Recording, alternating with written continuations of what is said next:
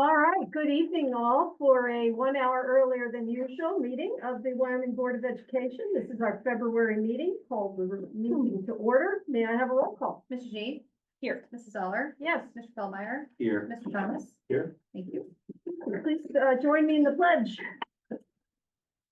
I pledge allegiance to the flag of the United States of America and to the republic for which it stands, one nation, under God, indivisible, with liberty and justice for all. Thank you.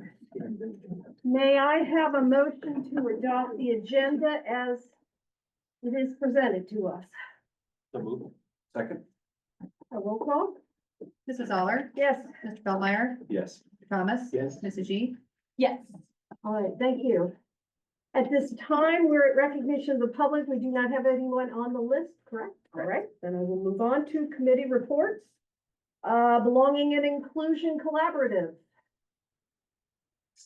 We had our last meeting on January 28th, and during that meeting, we continued our monthly discussion series. We had this last meeting, it was led by Lori Schreiner and Alcia Brown. And just appreciate them and appreciate all of our representatives who continue to engage our staff members and community members in powerful conversations. Our next meeting is scheduled for actually tomorrow afternoon, yeah, 4:30. Thank you. All right, and the Citizens Advisory Committee, you want to update us? We had a meeting. We had a meeting. You did. I didn't show. But everybody else did. And we missed you. But probably. Yeah. Yeah. The teams are progressing, Yep. largely without a need for a lot of help. So That's it's an incredible. uneventful meeting for no, but they're progressing to the date where they will do the presentations. Right. I think Tim listed those, the March meeting. We will have a full meeting, Right. figure which team is going which order. Yeah, so again, the two groups are, one, best practices for students and staff in utilizing temporary instructional spaces. Yeah. And then two, social media, and its impact on students and families. And in March, the CAC meeting and the board meeting, it's set up for the temporary instructional spaces study group. And in April, it's set up, which those meetings are set up for social media. Yeah. Great. Yep, great work from the teams. And again, we shifted those back 1 month because we need just a little bit more time. But still, we'll make it in time to hear a report before we have to make some really crucial decisions Yes. on place to put our children during the switch. Okay, the district leadership team has not met, so I'm gonna skip that and go on to facilities. Yeah, I'll start, and anyone on our facilities team can join in. Again, extremely busy time. This will always be an extremely busy time with regard to primary facilities especially. And so we've had a few key events that have happened. One of those was a question and answer session that took place on February 9th, and that was with the Friendship United Methodist Church. And we were talking with the church group about the possible use of the church as a temporary school site. Many questions that is not finalized yet, and so we were there to answer questions from the church members. Another key event here was a meeting that took place with our primary facilities core team members on February 13th. We met with Mike Richley of Richley Architects and Brill Brombeck from HGC. And the purpose of that meeting was to review all of the critical actions that need to be taken immediately as part of the pre-construction process. So there's lots that goes into construction before construction actually happens. And so we're looking at all of the work that needs to take place between now and the start of construction. Also, we did recently have a Friendship United Methodist Church neighborhood meeting. That was on February 20th. And what we wanted to do was work with the neighbors that lived around the church to talk about what our preliminary plans were, how we would address any potential impact on neighboring residents. And so that was a helpful meeting. And the last thing I was going to share is actually happening tonight. Several of our primary facility core team members are going to be going to the Wyoming Planning Commission meeting. That's tonight at 7 o'clock, again, to share temporary schools-based plans, the preliminary plans for the use of Friendship, and that's part of the Planning Commission process. Did you have a good turnout for the neighbors? Yeah. 28. Yeah. 28? 28. Okay, that is good. Yeah. Good. Okay, thank you, okay, policy review, I'm gonna skip it because we are in the middle of a first read, and when we get to it, we'll talk about that then. Finance. No, she doesn't. Sorry. Go for it. I'm happy to do it, or if you'd like to do it. If you don't mind. Oh, I'll take it.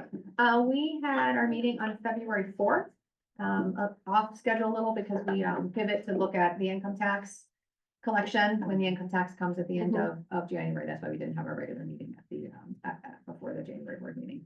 So, change the date to look at income tax, but we started with the salary benefit analytics, something that we do as a regular rhythm, again, with 80% of your expenditures are related to salary and benefits. It's something that we look at every meeting just to make sure we're on track, and there were no variances in the reports. We did review the January income tax payment. We had a strong and healthy collection this quarter. And so we had two that weren't so strong and healthy, so we rebounded a bit. And so we were excited to see that. Still right on trend, expected to come in right around, a 1% increase from last year. Just as a reminder, our 5-year forecast includes a 3% forecasted increase. We modified that down a little bit this year after we saw those first two quarterly collections that were not strong. But this last one was good, so we're hoping to come in right on forecast at approximately 1%. We took a look at tax rates. Tax bills have all gone out, and hopefully people are paying their taxes, property taxes. So we talked about tax rates with, of course, the passage of our primary facilities bond issue. So we looked at the new bond issue coming on, and the high school paid off debt rolling off. And so that worked exactly as we had intended it to work, and so looked at the tax rates and just made sure that all of that aligned with how we expected it to look, and it does. So that was good. We also spent quite a bit of time looking at something called the CUP report, which is a benchmarking report that's published by the state and is released about this time every year. They release data that you can compare any public school against any other public school in the state. So it's nice to identify some of those benchmarks. I think there may be about between 30 and 40 line items on the report where you can pull up your school district, and then we just identified 3 of our peers. You can just drop them right down from the menu. And so we looked at our data compared to Madeira and Marymount and Indian Hill, which are 3 school districts that, in this in Southwest Ohio, high performing, that we often get questions about our performance related to. So we looked at all of those benchmarks and just to build understanding and how that helps us understand our own finances and how they relate to some of those other communities, because we often get questions about that. That was also the topic of a Finance Friday a few weeks ago. So I released the CUP report out there with those benchmark districts on the report. So if you have questions about that, you could pull that up and take a peek. We reviewed from a primary facilities perspective. We just did kind of a quick update on bond issue planning. We are on track to issue the bonds in March. We're nearly complete with the official statement, which is the offering document that goes before the bonds are issued. And then we had Moody's down for our ratings meeting, not last Friday, but the Friday before. So normally school districts will travel up to Chicago and have a meeting with the rating team. You're required to get an updated rating. It's like just like your credit number. If you're gonna buy a mortgage, you have to have an updated credit number. This is how they assess our risk. And so government debt is rated by either Moody's or Standard & Poor's. We are rated by Moody's. School districts will often travel to Columbus, do the rating presentation, but we thought it would be awesome to have them come down here. And so we had the analysts here in Wyoming. They ate at Gabby's. We took them on a bus tour of Wyoming. They had a wonderful experience. They were lovely. Spent a couple hours in this room learning all about how wonderful Wyoming is. Jeannie represented the board and the districts very well. Tim did an incredible job. It was wonderful to have them here in the room. And actually just hot off the press, we got today about 5:30. They have affirmed our AA2 rating, which is means that we have really great credit. So that's fantastic. It's part of the process, and you got to have a credit rating before you can go and actually issue the bond. So it's an important part of the step that we're progressing through all of those steps. So check that box. We are moving towards pricing on March 13th. So if you want to buy the bonds, just know that March 13th is the day to look for them with your investment advisor. And then we talked a little bit about the state biennium budget. The state budgets in 2-year bienniums. We're coming off of one, so working into another one that will be 25, 26, 26, and 27. And we saw, right before the meeting, the governor rolled out his version of the biennium budget. It's a long process. So the governor rolls out his version, the House rolls out their version, the Senate rolls out their version, and then through conference committee, all this gets resolved. And a budget gets signed by the governor, ideally by when the new fiscal year starts on July 1st. I've been saying for many years with regard to our state funding, we've been on the guarantee since 2019. We haven't seen any increase in state funding at about $5.9 million. And you've heard me say that our job, our advocacy is to hang on to what we have. And so the governor's budget would reduce funding to Wyoming city schools in both years of the biennium by about $300,000 each year. So you've heard me talk about this in the new school funding formula. We are not winners. We haven't been, we won't be. All of the metrics that actually rate us very favorably with Moody's, high income, high property values, those are things that we're penalized for in the school funding formula. So when the state deems you more wealthy in the funding formula components, they want to send you less. And so that is what it means for us. And so we've been fortunate to advocate and hang on to this guaranteed amount, and that's where our advocacy needs to continue to be through this biennium. So we've got a long way to go, very early. Again, we've only seen the governor's version of the budget. The House will happen next, then the Senate, and so we'll continue to evaluate their versions of the budget as they're released and how, not just how Wyoming shakes out, but public schools in general. And, in this version, public schools are getting less. Non-public vouchers, they're all seeing significant increases, and Ohio public schools educate about 85% of students in Ohio. And so 85% of our students are not going to see an overall increase in the budget. But those other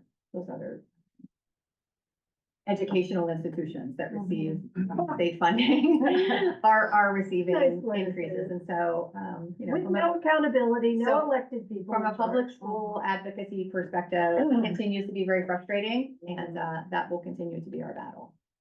Have we tended to see, you mentioned this, the House and the Senate budget is coming. We tended to see that this governor's budget in particular is more or less favorable than theirs relative to school funding, or is it? I would say it's less favorable towards public schools than it ever has been before. Normally, the governor's budget has been better. There's some other issues that are part of his budget that are impacting the reduction to public school funding across Ohio, not just Wyoming. There's a significant tax cut. And so the rhetoric coming out of the governor's budget is that they can't afford to fund more money into public schools. Because they're cutting taxes. Because they're gonna cut income taxes. Sure. Okay. Yeah. But then The if issue other- is that they will also tell you that they hear from families across Ohio that property taxes are high. They are not hearing from families across Ohio that income tax is high. So Tim and I went to a legislative meeting on Friday, and we made sure to point out that any reduction in state funding to public schools would end up resulting in higher property taxes.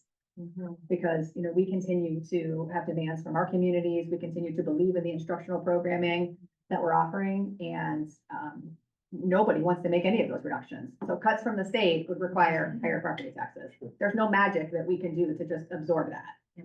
No. So But as the others come out, part of the challenge will be, it might get worse. staying as Yeah, good as it what might. the starting point is. Okay. Yeah. What is the point in getting rid of the guarantee? That, So if you watch the governor's, if you read anything about the governor's proposal, he's sort of hanging his hat on the fact that the guarantee is about enrollment. And he doesn't want to fund empty desks, if I'm saying that right. Do you guys remember sort of reading that? Ours, we have remarkably stable enrollment. We talk about enrollment a lot as a board and a lot at our board meetings. We've been, plus or minus 2,000 students forever, and that's what our forecast, our enrollment forecast says as well. Our portion on the guarantee is about as our property values and income went higher in the new formula, the formula generated less money for us. And so they put us on the guarantee. It is irregardless of our number of students. So whether our number of students went up or down, it wouldn't have mattered because those other factors were weighing more heavily in the formula. It goes back to the implementation of the fair school funding formula. Wyoming is not a winner in the model. correct. So, well, his argument is that most school districts are on the guarantee because of enrollment. That's not the current situation.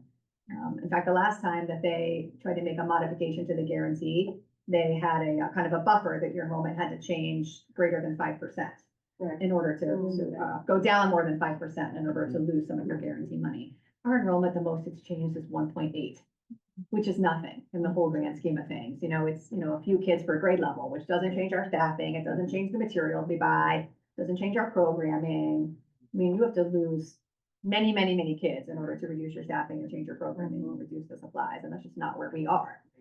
So ours is not about enrollment. It's about how we don't fall well into the metrics of the formula. It's not, that's not a helpful answer. I know, it's not a logical answer, but it is the answer. That is the truth. No, It is the truth. It's just that in order to hit the bottom, as some people have, where HB 920 no longer plays a role, we would have to do some destructive things to our district, Mhm. correct? Correct. So that's really not an option. It's not an option. So the Agreed. guarantee has always been that one thing you could kind of hang in there. Mhm. And now with that gone, now we're looking at taxation. I mean, how else? Mhm. That is accurate. Yeah, any reduction in state funding would result in just our next operating levy being higher. That's the reality of it. Or a reduction in staffing and programming, which I know that we don't believe is an option. Where are the rural schools? They have not had, they've not been through the ringer quite yet. Correct. Are They're they? not impacted by vouchers for the most part. Right, There are no right. private schools out in rural sections. So they they're not losing haven't students felt to what vouchers. we suburban and certainly what the. And for the urban- record, we aren't losing students to vouchers either. I mean, we look at that every year in our enrollment. It's not, that's not something that's happening to Wyoming city schools. But from a state perspective, so not only is the governor saying the state will have less money because of a projected or an ask of an income tax cut, but we know and we acknowledge that they're sitting $1 billion in vouchers. And so that, you can't ignore that. No, and it was $1 billion last year and. Yeah, it might be they're gonna increase 1.5 it. billion by the next year. So Yeah. 1 billion going to 10% 10%. of the children in this district, I mean, in this state, who, with no accountabilities attached. That's All right. That's all the good news I got for today. Okay. Sorry. I see why John didn't want to give the report. It really was a lovely meeting. We did, we will have to come to some idea, some plan, and we will have to go to the community, because this is, It will this is a be, death knell. we'll be asking the community for some support and advocacy. It's just, we need to wait and maybe see what the House's version looks like, Right. and that will give us a better idea of, where things really are shaking out in the legislature, and that will help us Because organize. Representative Huffman is such a he's so fond of public schools, I'm sure he'll work for our. It's not fun. No, I know. So on to I know. this question though from earlier, do you find that it often changes in the house or has there It not been a changes, consistency of it like? changes Maybe all the it could get time. better. In my brain though, you're like, as it goes on, it's just gonna get worse, Yeah, not it better. changes all the time. Okay. And again, if you've been listening to me talk about this, and I know I wear you guys out with this, but I talk about March, often talk about March Madness in terms of basketball. Right. March Madness during the biennium is just that, it's madness. Yeah. You'll see a printout in the Enquirer one day where we might be increasing 500,000. The next day, you'll be losing 200,000. Okay. Like, and it changes that fast. Yes. So, that's why you kind of have to let it shake out a little bit and kind of settle and start to get, work with our lobbyists and our educational associations, the superintendents, the treasurers, the school board folks, and who are up in Columbus in these caucus meetings every day. They can help us with what they're hearing, and they can sort of point us in the right direction in terms of how things really tend to shake out. And then we can get organized and ask community for support, whether that's letter writing, it's emails, all of that is very effective. We have been up to testify before, we might need to do that again.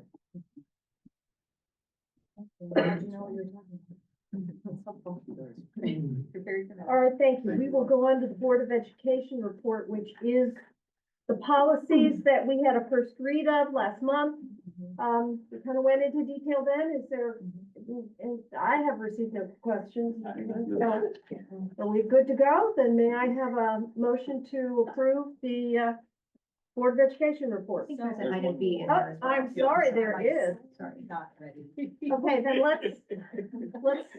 the second item is the resolution authorizing, our membership in the Ohio High School Athletic Association. I think you all got a copy of that. Is there anything you want to add? to No, that? just that allows our students to participate in all of their programming, and that's been really important when you think about our swim team, wrestlers, and basketball players who Right. have been, If in we the don't midst of all join, of we that. can't play. That's right. So let's, Mhm. so I'm back to approving the Board of Education report. May I have a motion to do so? So moved. Second, Roll call. Mr. Feldmeyer, yes. Mr. Thomas, Yes. Mrs. G, Yes. Mrs. Dollar. Yes, thank you. Okay, now we're ready for more good news from Mrs. Johnson. None of this is bad. Item A, approval of the minutes from January 27th, the regular meeting and the planning meeting of February 11th. Item B, approve the statement of revenues and expenditures for month end January 31st. This part's actually really great. Item C, accept with appreciation that wonderful list of donations. Absolutely. It's an incredible list this month. Lots from the foundation, wonderful from PSA. Remember, The PSA PSA approves that allocation for the Uh-huh. year. Yep. And then we spend those funds and then they reimburse us for that. So Yeah. we'll see those numbers come in 2 or 3 times a year. Boosters is huge. Yeah, Mhm. boosters, yeah, it's a wonderful Yeah. list. Huge. And then item D, the appropriation adjustments for the month of February, and item E, approval of the report, please. All right, may I have a motion to approve that report? So moved. Second. May I have a roll call? Mr. Feldmeyer, Yes. Mr. Thomas, Yes. Mrs. G, Yes. Mrs. Dollar. Yeah. Thank you. All right, thank you. All right, now we are ready for superintendent. Okay, have several personnel items. Number one is a recommendation to approve a resignation for the purpose of retirement, and this is for June Grubb. June is our EMIS coordinator, and if you don't know anything about EMIS is everything data, everything that gets reported to the state. So it's critical information, and June has done a phenomenal job within this role. She came to us in 2020, and we wish her the very best. And so that'll be a position that we'll be posting and looking for a new news coordinator. But super excited for June. Number two is a recommendation to approve an appointment for the Director of Pupil Services. And I'd like to talk about this just for a brief moment. I am excited to be in a position where we're able to recommend an appointment for this role. As you know, it's a critical role in the district. We have done a great deal of listening to our parents, to our staff members over the last several years about the role that this individual plays in the district. We've actually formalized a lot of the feedback that we've heard through an audit of our intervention or special education services. And just have done a lot of personal thought and reflection on this position, and had many follow-up conversations with families, with community members, with our staff about this role. And in those conversations, we've really, come to the conclusion that, number one, this has got to be an individual who understands and knows students, staff, and families within our community. And number two, we talked about the fact that this has to be a person who can build a vision, develop tangible plans for staff members and for families to be able to follow, provide high levels of training for staff and for families. Have the ability to coach, to celebrate, and to hold people accountable for the work that's happening here in the district, and also have an ability to engage staff and families, not only through written communication, but also through face-to-face communication. And so all of the work that's been done to think about the critical attributes of that role, where we've come to is excitement in the fact that we have someone in this district who can live up to the challenge of everything that position calls for. And so I am super excited to be here tonight to recommend the appointment of Dr. Gina Kirshner, who's with us today, for the role of the Director of Pupil Services. Gina has an incredible knowledge of intervention, an incredible knowledge of instruction in general. She is an incredible leader and advocate for kids. And we say it all the time, that there's no better way to say it. Gina is a developer of systems, and that's critical in this role. She's skilled at engaging staff and families within the work. And again, like I said, she has this awesome knowledge of intervention and instruction in general. I am particularly excited about the leadership that she has provided at the primary level and what that leadership will mean to students, to staff, and to families on a much grander scale, K-12. And I'm excited for that work to happen right away. So that's number two. That's a lot, but I wanted to go into that because Absolutely, thank It's you. been, because we've thought so critically about that role, and we'll give Gina a chance to speak here in a bit, but I wanted to share that background. If you continue down with the agenda, number 3 is a recommendation to approve several athletic supplemental contracts. Those are all for spring supplementals. Number 4 is a recommendation for a pay adjustment, and this is because a staff member was teaching an extra bell, and that extra bell ended on January 30th of this year. Number 5 is a recommendation to approve, these are all camps. You can see football fun camp, Wyoming volleyball camp, and wrestling camp, all great opportunities for students. And number 6 is a recommendation to approve an overnight field trip, another great experience for students, and this is the DECA program. This is in Columbus. And then 2 other items. Item B is a recommendation to renew a student club. That's the Colts and Cowboys mentorship program. That is created to support students who are new to Wyoming High School. It's been a great success. And then C is a recommendation to approve a name change for a course. And you can see it is changing the course name from integrated composition, and that's for juniors and seniors, to college prep integrated composition. And that's just to fall in line with the naming conventions of all other courses. Thank you. Questions? I know you did in terms of our people personnel, position, I know you did an incredible amount of work and thinking, and I thank you as well as our assistant superintendent for the amount of time and thinking you put into this and where we need to go in terms of building our programs for kids.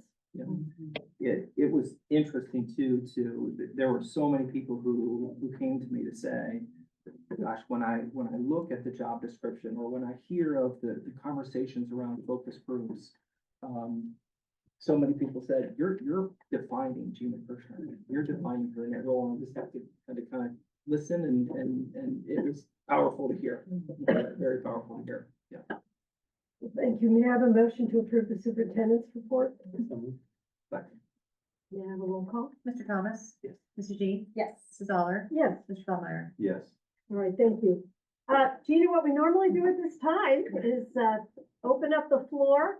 It's all yours. I mean, normally this is where we tell you where the coffee shop is and you know what to do, but you're ahead of us on all that as well. I mean, really, I'm so humbled to hear, that very kind feedback. And, you know, I have a lot of years invested in Wyoming, 4 years as a principal, but certainly 4 years as a teacher as well. And, there are many, many, many children and families and certainly our staff that are very near and dear to my heart. I care deeply about all of you and this whole community and just absolutely so excited. And just really honored to have you trust me with this new opportunity. And I'm really committed to continuing to do great work for kids. So thank you very much.